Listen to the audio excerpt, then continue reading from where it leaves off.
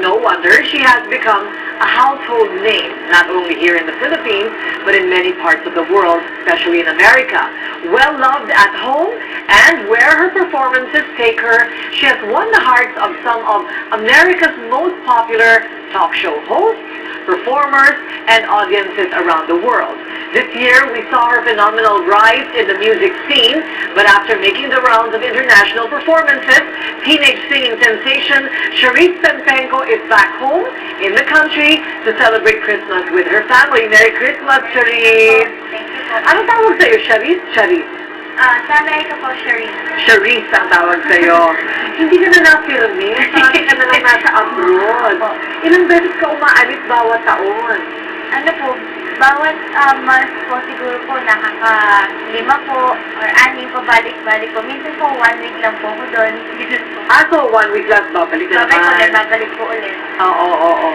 So, hindi ka pa talaga naka-base sa Amerika? Hindi po. Hindi pa. O, buti naman, kasi baka mawala ka na sa amin. Marami ka pa rin ginagawa dito. You're a contract performer contract artist for ABS-CBN. Are you? No. Hindi po, kasi po, Ay, hindi. meron po akong contact sa ibang bansa po. Ayun. So, okay. Can you enlighten us about that? So, meron kang contract abroad. Opo, may manager po ako sa States. Oo. Pero sinabi ko po sa manager ko na kahit na doon na po yung, parang doon po yung career ko, gusto ko pa rin po na yung home base ko po in ABS-CBN. I see. So, kaya madalas ka pa rin dito. Apo. Ngayon, kung meron kang booking tsaka kalilipad. Apo. So, ang bookings mo hindi lang sa Amerika, hindi ba? Apo. Ano-anong mga bansa na ang pinuntahan mo para pumanta? Nakapunta na po ako ng Europe, London, Netherlands, Amsterdam. Pero pinakamarami sa States, Chicago, New York, LA, Texas, San Diego. Marami na po. Marami na, no? So, sa dinami-dami ng mga ginawa mo na sa ibang bansa, panay standing ovation, napapawaw talaga sila sa'yo tuwing kakanta ka. Ano ang, sabi mo ng tatlo sa pinaka-exciting na naging performance mo para sa'yo? Hindi po, actually lahat ng po best po para sa akin. Pero talagang yung top 3 ko po, siguro po yung nagkaroon po ako ng whole episode sa Oprah. Tapos po yung duet po kay Miss Celine Dion.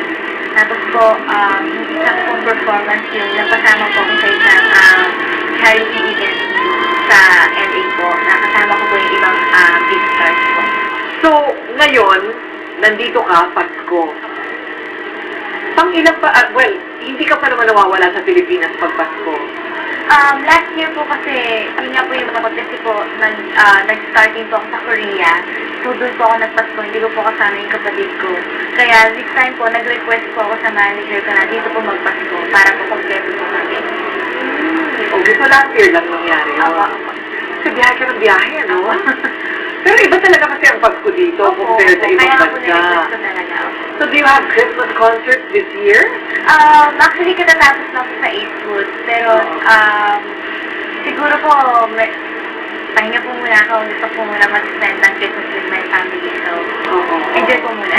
Oo nga. Pero alam mo, nung minsan una kitang nakausap, a few years ago, malayong-malayo pa, no? Yung narating mo na since then. Of course, lumabas ka na kay Ellen DeGeneres noon. So, I'm sure mula sa iyong kabataan, marami kang mga Christmas wish. Ano sa mga Christmas wish na yon from before, during the days when hindi ka pa lumalabas ng TV, ang natupad na sa ngayon? Ano po, nakabili na po kami ng sasakyan. Tapos po, yung mga iba pong tao, kasi po dream ko po talaga magka-condo. Magka-condo po. Kasi po, binigyan po ako ng Lions Park residence ng condo. Tapos, yun po, nakabili na po kami ng sasakyan. Tapos, nabibili ko na po yung mga gusto ko, mga gadgets na gusto ko.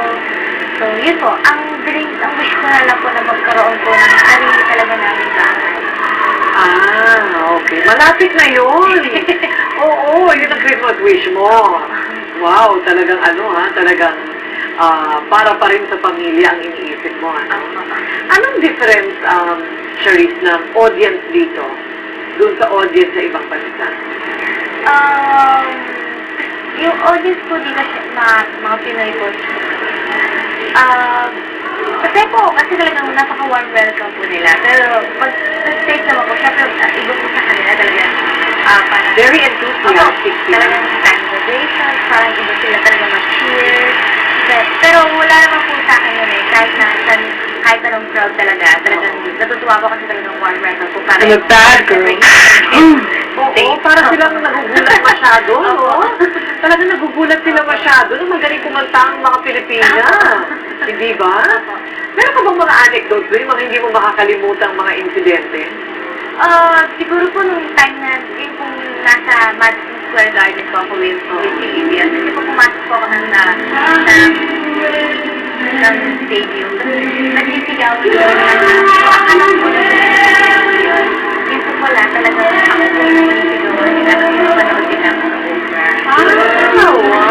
Nakikita ko yung mga foreigners, pinipicturean nila ako. So, iba po yung feeling. Yung talaga hindi ko makakasumunod. Totoo? Opo. So ano sa palagay mo, madali bang mag-penetrate ng karera? Doon sa, alam mo, syempre, nagsimula ang karera mo sa YouTube, ano?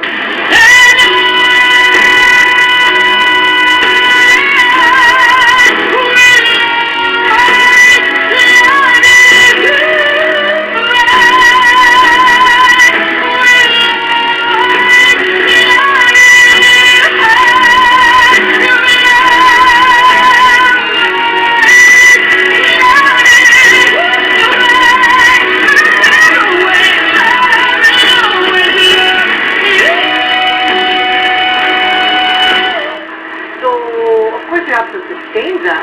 Mahirap ba mag-penetrate? Siyempre po, sa akin po, medyo mahirap po kasi siyempre sa mga pinagdaanan ko po noon. Siyempre, sumali po ako sa television, natalo po ako.